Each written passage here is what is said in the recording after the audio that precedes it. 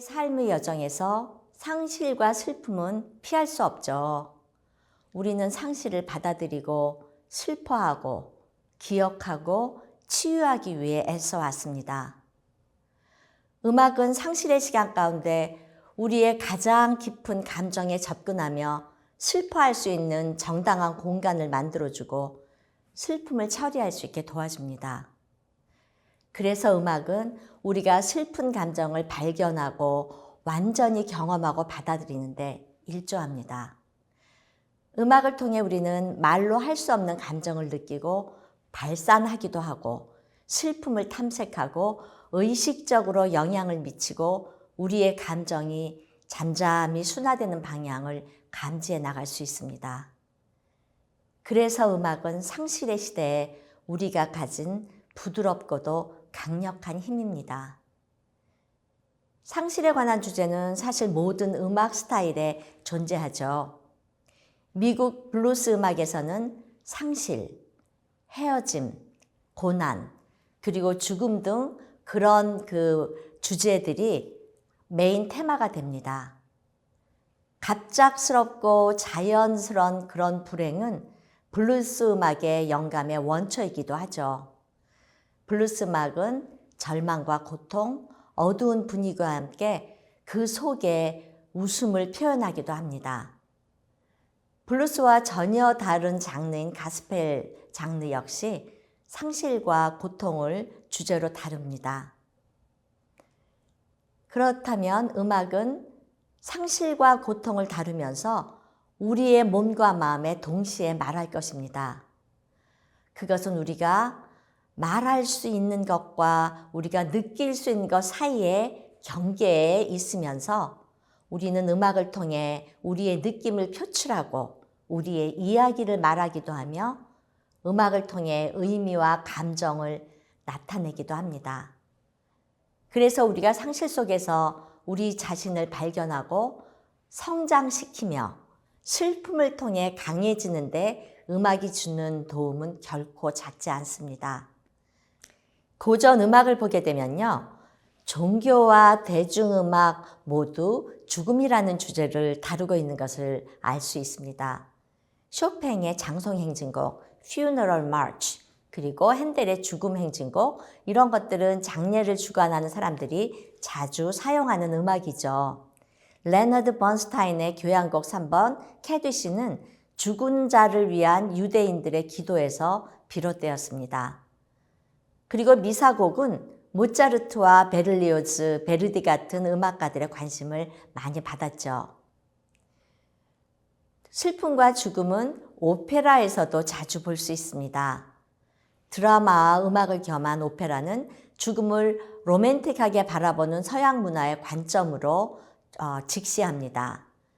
이러한 오페라의 예를 들면 아이다, 카르멘, 라보엠, 나비 부인, 토스카, 그리고 라트라비아타 이런 것들이 있죠. 그리고 에도가는 장례식과 매장을 할 때 쓰이는 음악입니다. 뉴올리언즈 재즈밴드의 재즈 장례식은요, 그들의 에도가 사용만으로도 유명합니다. 음악가 베토벤, 슈베르트, 슈만, 말로, 스트라우스, 브람스, 그리고 스트라빈스키 모두 에도가를 작곡했죠. 에도가는 의례적인 관습이라고도 할 수 있는데요. 예를 들면 스코틀랜드의 장례식에서는 스코틀랜드의 악기인 백파이프를 사용하여 애가가 연주되어집니다. 목소리로 불려지는 애가는 상실을 향한 애통함과 감정을 표현하죠. 고대 그리스에서 애가는 죽은 자를 찬미하고 죽은 자의 감정을 풀어주는 의도로 사용되었습니다.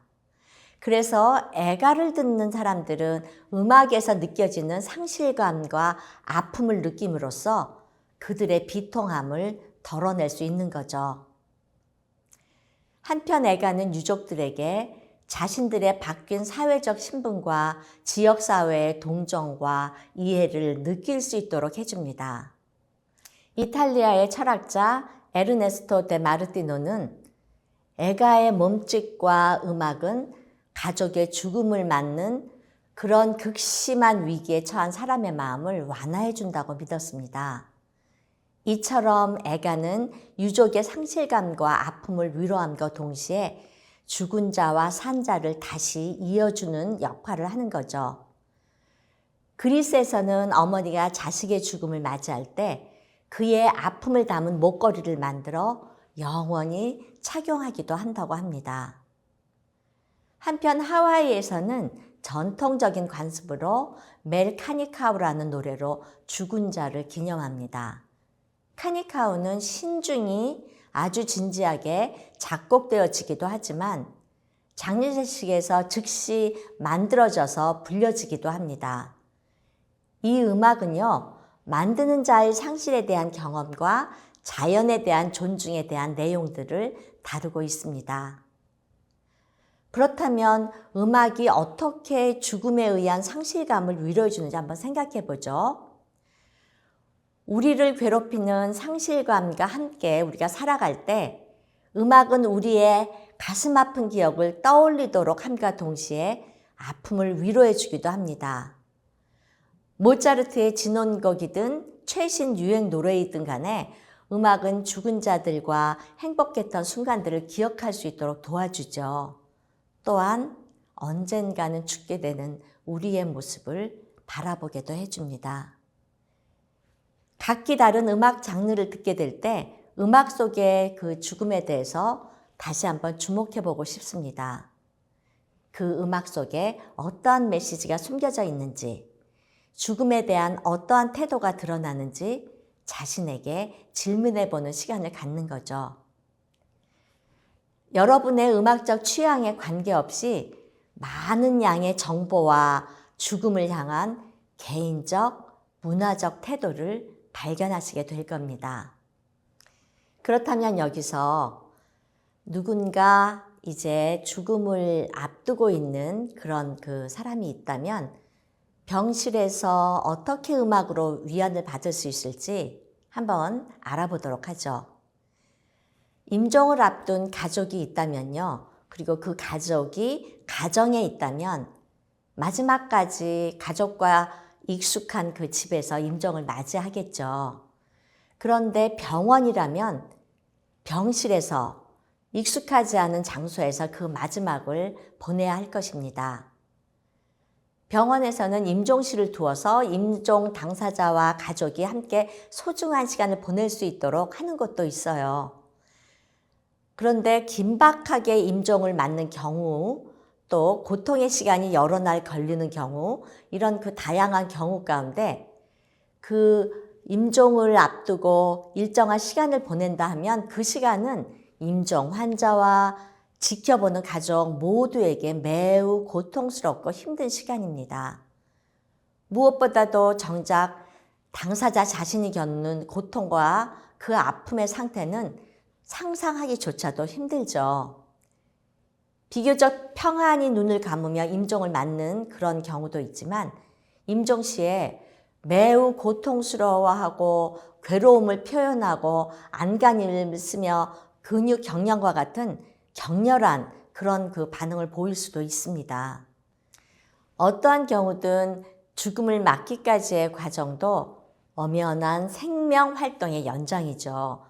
그래서 중요한 시간이고 의미 있는 시간임에 틀림없습니다.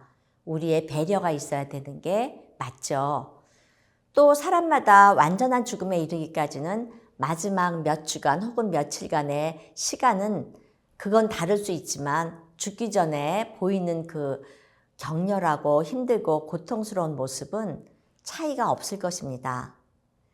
무엇보다도 그렇게 임종을 앞둔 분에게 주변에서는 여러 위로의 말과 격려로 힘을 내도록 그렇게 지원합니다. 하지만 곧 누군가의 말과 위로와 격려 이런 것들이 다 하면 그 다음에는 할 말이 사라지고 오랜 시간 침묵으로 이어지게 될 수 있습니다. 이때를 위해서 우리나라에서는 잘 알려져 있지 않지만요. 뮤직 사나톨로지라는 게 있어서 여러분과 나누고자 합니다. 뮤직 사나톨로지는 죽음을 앞둔 사람이나 또 그 가족들과 친구들을 돕기 위한 음악으로 모두에게 위안을 주는 것입니다. 사실 이런 뮤직 사나톨로지 음악이 주는 이점은 여러 가지 있습니다. 여러 가지 상황에서 고통의 그 심연에서 그 사람을 길어 오르기도 하고 또 위안을 주기도 하고 또 음악의 경우에는 우리가 이미 많이 접하고 또 접해 왔었던 영화나 책보다 훨씬 많은 공감할 수 있는 경험치를 제공하죠. 그래서 위안을 주는 그런 역할도 더 많이 할 수 있다고 생각합니다. 독특한 재치로 수세기와 은하계를 가로지르는 놀라운 여행을 떠나게 해주는 루크 오닐 교수는요, 그의 책에서 음악에 대해 다음과 같이 이야기했습니다. 음악과 건강을 주제로 한 400여 건의 연구를 통해서 음악 듣기가 면역 체계에 도움이 된다는 것이죠. 뿐만 아니라 음악은 IgA라는 항체의 생산을 높이고 음악은 NK세포는 자연 살생세포거든요. 그래서 NK세포의 수도 늘려준다고 합니다. 이런 NK세포가 하는 일은 바이러스에 대처하고 종양을 죽이는데 매우 중요한 역할을 하므로 건강에 유익한 거고요. 그리고 음악에 우리가 귀 기울이면 뇌에서 활골다발이라는 부위가 밝아진다고 언급했습니다. 예, 위안을 주고 또 이런 것을 통해서 나쁜 바이러스를 없애주는 역할을 한다는 거죠. 그래서 뮤직 사나톨로지가 언급드렸던 것처럼 이런 음악 분야에 있어서 특별히 음악을 통합하는 음악 임상 양식이라고 말할 수 있습니다. 하프와 목소리를 사용하여 그 치료사는 처방적 음악으로 죽어가는 사람과 또 그 돌보는 사람 모두에게 육체적, 정서적, 영적 필요를 제공합니다. 환자, 특히 삶을 마감한 사람들에게 들려주는 음악으로 일반적으로 하프 및 음성과 같은 것이 음악의 기본 자료가 됩니다. 이런 형태의 음악 소스가 그 환자들을 돕고 위로하는 새로운 음악 형태를 개척했는데요. 그래서 우리가 뮤직 사나톨로지를 지금 그런 환자들에게 들려주는데 관심을 갖는 거죠. 또 이런 연구도 있습니다. 음악을 통해서 간호하는 음악 간호는요, 환자에게 임상의이자 음악가가 환자의 생리적 변화, 신호 및 호흡 패턴을 주의 깊게 관찰해서 거기에 맞게 음악을 동기화하여 환자의 생리와 전반적인 상태에 맞춰서 음악을 들려주는 것입니다. 65명의 환자로부터 수집된 데이터를 사용해서 이 연구는 수행이 되었는데요. 과거에 음악을 통해서 이렇게 밤 늦은 시간까지 들려주는 그런 비식별화된 데이터 형식의 샘플을 사용해서 선택한 완화치료 결과에 대한 처방, 하프 음악의 효과를 평가하도록 설계되었습니다. 환자들은요, 25분에서 95분 동안 처방된 그런 하프 음악을 들었는데요. 수집된 데이터에는요, 철야간호 전과 철야간호 후의 바이탈 사인 및 관찰 지표가 포함되었습니다. 환자들은 음악을 통한 이런 철야간호가 끝난 후에 호흡이라든지 아니면 각성이라든지 이런 것들이 훨씬 편안해졌고요. 더 적은 노력으로 더 깊게 호흡할 수가 있었다고 해요. 이 연구의 결과를 보면 이렇게 훈련된 음악 치료사에 의해서 수행된 철야 간호가 죽음을 앞둔 환자에게 효과적인 형태의 완화 치료를 해줄 수 있구나 하는 것을 우리가 알게 되죠. 예, 이럴 때 쓰이는 게 이제 뮤직 사나톨로지 그건데요. 그렇다면 여러분들과 함께 뮤직 사나톨로지 이것이 어떤 음악인가 함께 들어보시죠. 준비했습니다.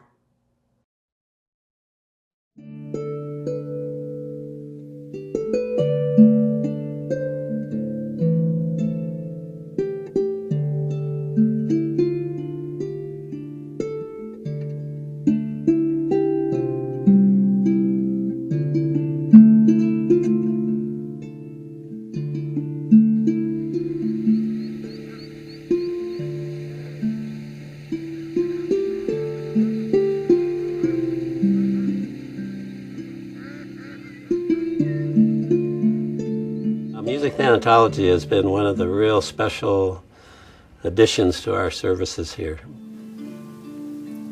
May the hills lie low, may the lakes billow, may only roam in thine way. 네, 잘 들어보셨죠? 어떠셨나요? 편안함과 안정감이 느껴지는 박자와 멜로디가 충분히 위로와 안정의 역할을 한다고 생각하시나요? 이처럼 잔잔한 음악의 멜로디나 리듬이 환자의 고통과 슬픔을 위로해주는 역할을 한다는 것이 뮤직 사나톨로지의 특징이겠습니다. 그런데 이 뮤직 사나톨로지는 장송곡과는 다르죠. 퓨너럴 뮤직, 즉 장송곡은요, 임종하신 분을 기리는 음악인데요. 모차르트의 레퀴엠이 장송곡으로 유명하죠. 모차르트의 장송곡 레퀴엠 들어볼 수 있도록 준비했습니다. 함께 들어보시죠.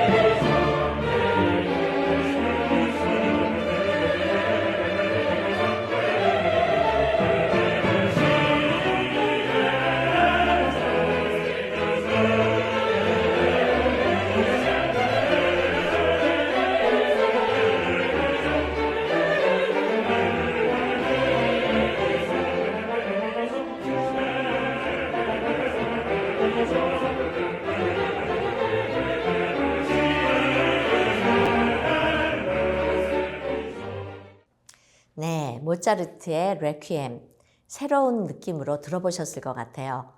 다음에 들어보실 음악은 국가행사에 많이 쓰이는 곳입니다. 이 곡은요, 스페인 민요 Flee as a Bird, 그 곡인데요.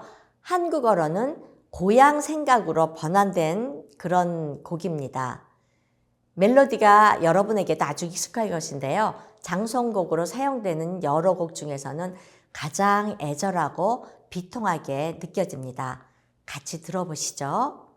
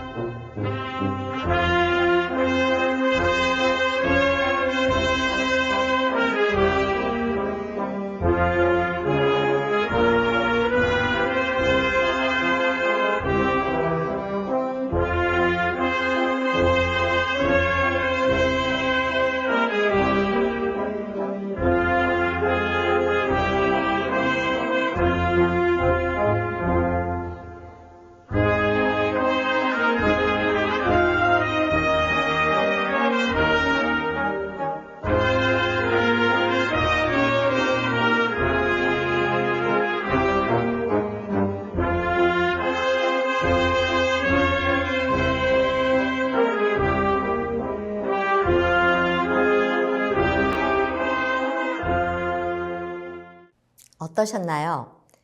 여러분들도 국가에서 하는 어떤 애도 행사에서 이 곡을 들어보셨을 것 같아요. 다음으로는 쇼팽의 장성곡을 들어보실 텐데요. 한국이 낳은 세계적인 피아니스트 조성진이 연주하는 곡으로 준비했습니다. 조성진이라는 이 한국 청년을 잠깐 소개하면요. 1994년생으로 제17회 쇼팽 국제 피아노 콩쿠르에서 한국인으로는 최초로 우승을 차지하였습니다. 쇼팽 곡을 조성진만큼 잘 표현할 사람이 많지 않다고 생각되는데요. 함께 들어보시죠. 쇼팽의 장성곡입니다.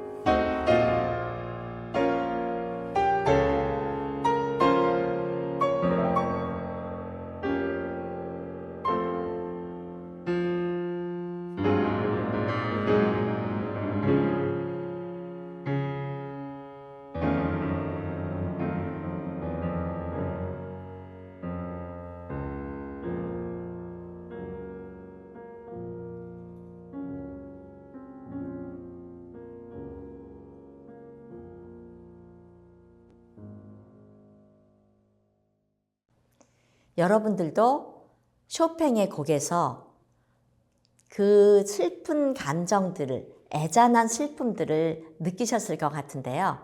쇼팽의 곡에 최적화된 조성진의 연주는 쇼팽의 장성곡 느낌을 섬세하게 잘 살려서 듣는 사람에게 매우 깊은 감동을 준다고 생각합니다. 이렇게 뮤직 사나톨로지 곡과 몇 곡의 관련 곡들을 들어보셨는데요. 이런 곡들은 떠나는 사람을 위로할 뿐만 아니라 남겨진 사람에게도 그 떠나는 분들을 애도하고 자신이 떠안고 있는 그런 슬픔들을 덜어내는 그런 기능을 할 수 있다고 생각합니다. 그러면 이제 여기서 우리는 그 임종을 앞둔 사람에게 어떻게 음악으로 위로할까 하는 것을 좀 더 알아보죠. 임종을 앞둔 사람은 밖으로 표현할 수 있는 그런 반응이 없을 수는 있지만요. 무의식 상태에서도 주변에서 일어나는 일을 느끼고 있으며 대화를 들을 수 있다는 증거들이 늘어나고 있습니다. 사람이 죽기 전에 가장 마지막까지 작동하는 감각이 소리나 음악을 들을 수 있는 청각이라고 알려져 있기도 합니다.